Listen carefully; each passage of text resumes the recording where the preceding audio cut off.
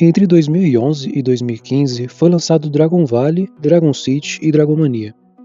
O objetivo do jogo era bem simples: chocar um ovo e a partir disso ter recursos para plantar e com os frutos subir de nível seus dragões. É uma mistura de RPG com cultivar, pois ao subir o nível dos seus dragões conseguimos enfrentar masmorras e até PVP com outros jogadores. Pode parecer algo revolucionário, mas o game apenas pegou vários gêneros que estavam em alta na época e uniu todos em um só. Eles misturaram o cultivo de recursos, como nos jogos de cidade, e combate em turnos, como nos jogos de estratégia da época. Jogos de gerenciar recursos, como Little Big City e SimCity, e jogos de PvP, como Social Empire e Kingdoms e Lords. E o que todos eles têm a ver com Monster Legends? Kingdoms e Lords tinha lutas de turno e masmorras. Social Empire, sendo bem semelhante com dragões, magos e monstros, talvez a semelhança seja por ser da própria Social Point. E os jogos de cuidar dragão em geral, por ser do mesmo gênero. Olhando para tudo isso como um mundo de possibilidades tão vasto, parece ser a fórmula perfeita, né? Mas bem, foi.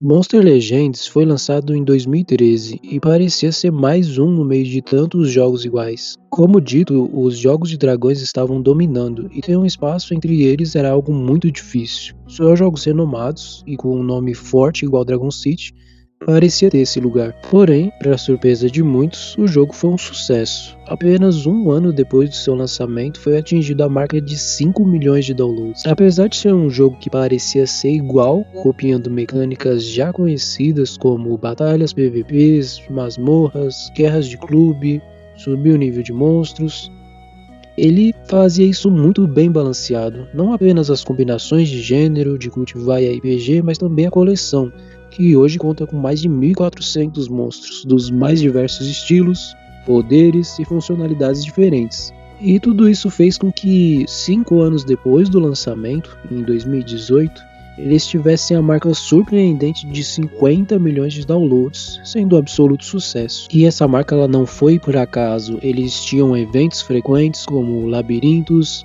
masmorras temporárias, eventos de combinações específicas de monstros para conseguir um monstro novo. Era de se notar o carinho, pois parecia que eles sempre queriam mostrar que estavam engajados com a comunidade, trazer sempre novos monstros a cada atualização, fazendo balanceamentos de skills que não deixavam o meta tão fora do controle, e com esse esforço visível de trazer cada vez mais jogadores com tantas novidades e um mundo vasto para se explorar, fez com que vários youtubers de relevância jogassem o game e deixassem ele em visibilidade, além de, claro, ele ser um jogo feito pela empresa que fez o maior jogo do gênero.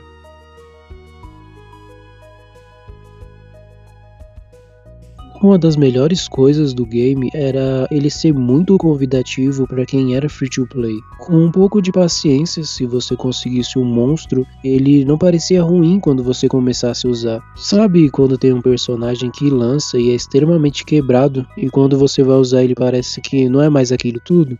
Pois bem, isso não parecia em Monster Legends. Os monstros que com muito esforço que você colocasse no game, sendo free to play, para pegar ele, era muito gratificante, pois fazia muita diferença, tanto no modo aventura, quanto nas masmorras, PVPs, era algo satisfatório e balanceado com esforço, barra não gastar dinheiro. E aqui podemos dizer que foi a Era Lendária. Esse aqui eram os monstros que todo mundo queria ter na época, sendo para mim o Voltaic um dos mais queridos e certamente nos dão uma nostalgia quase que instantânea.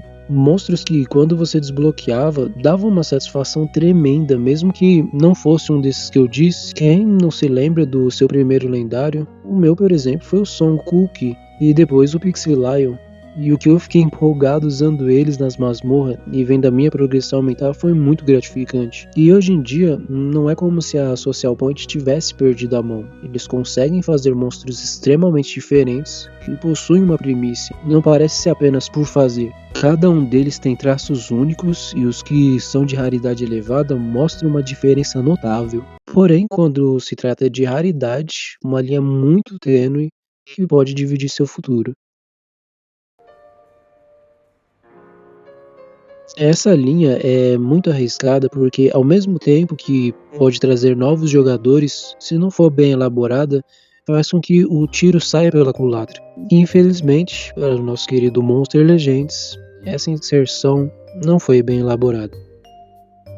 Em 2022, foi inserido a Era dos Míticos, intitulado como o original Mythic Era. Vieram os monstros Armor Claw, Cyberial, Froma, Vikak, Morgus, Van Decken, Chave Peach e Mr. Beast.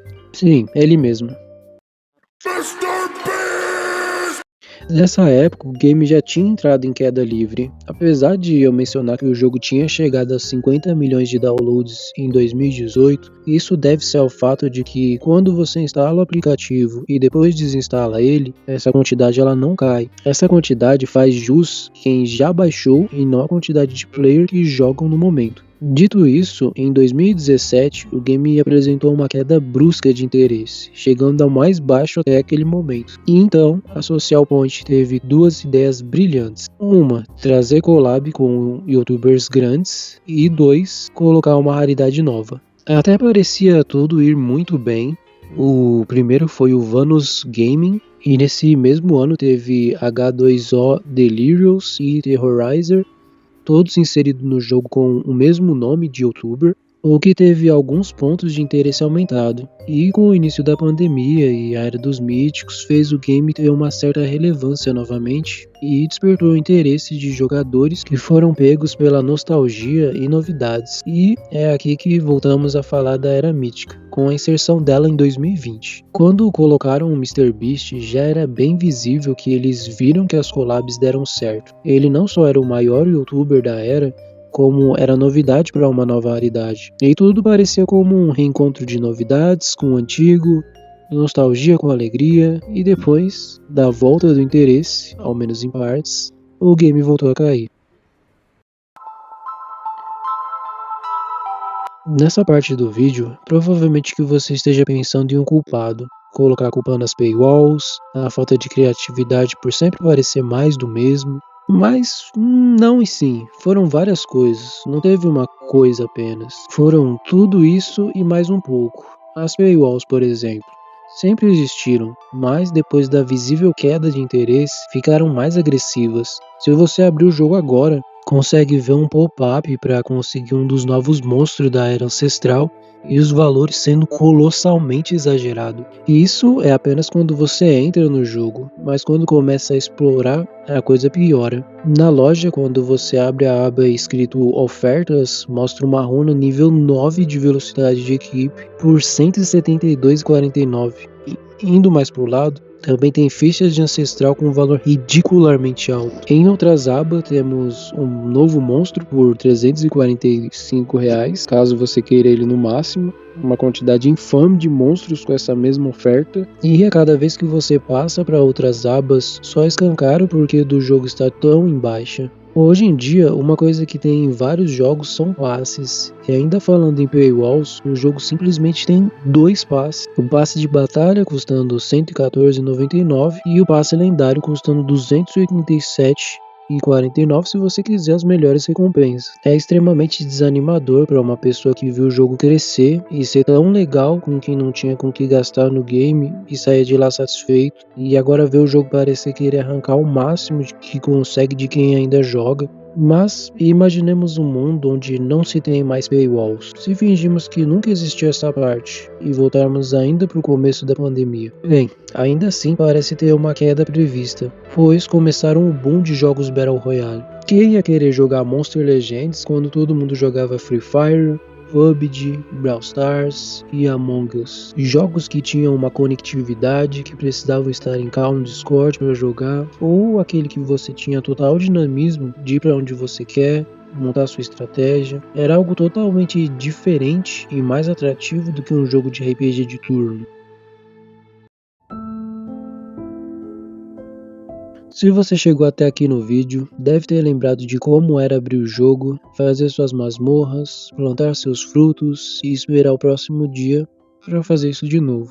E nada mais importava. Mas também deve ter pensado como tá o jogo hoje em dia. Baixei novamente para ver como tá e experienciar por alguns dias para chegar em um veredito, e para minha surpresa, o jogo tá bom. O jogo tá muito fácil de conseguir mantimentos, tem masmorra que você consegue 100k de alimento muito fácil, as cavernas de ascensão que deixa você pegar células diariamente para poder subir as estrelas dos seus monstros. E uma coisa que me incomodava muito, as joias, elas sempre pareciam que fugiam na hora de pegar elas na roleta. Mas hoje em dia não, parece que tá um pouquinho mais fácil. Também no dia que eu instalei, eu vi na aba de monstros na loja mas muitos monstros. Inclusive tinha alguns míticos por apenas 60 joias. Também me deram recompensas por ter voltado a jogar, com uma delas sendo de 25 joias no final dos 7 dias. Mas é só. Se quiser ir além disso, infelizmente chegamos nas partes que eu mostrei. É um pouco incômodo ver tanta ênfase que eles dão nos passes, a dificuldade de conseguir subir estrela, mesmo eles deixando fácil o jeito de conseguir celos, é muito poucos suprimentos que dão diariamente. Por exemplo, se você tem algum monstro 4 estrelas e quer subir ele para 5, ao invés de você simplesmente fazer isso, alguns deles você precisa fazer esse processo 4 vezes, o que faz ser um pouco entediante, caso você tenha todas as células, pois teria que esperar vários dias. E mesmo que tenha alguns monstros que você consegue fazer isso, é um número colossal de suplemento para isso. E o jogo parece meio morto, ninguém conversa mais, tudo você tem que procurar ou relembrar como faz, tá tudo muito poluído, com você tendo que se acostumar com cada local novamente, e essa é a situação triste que encontra-se o que foi um dia tão querido, nosso Monster Legends. Nem sempre amar um jogo vai fazer ele permanecer no auge. Às vezes, a ganância apaga esse brilho, mas as quedas só tornam os tempos bons ainda mais inesquecíveis. No fim, o que importa é que quando você jogava, ele te fez feliz.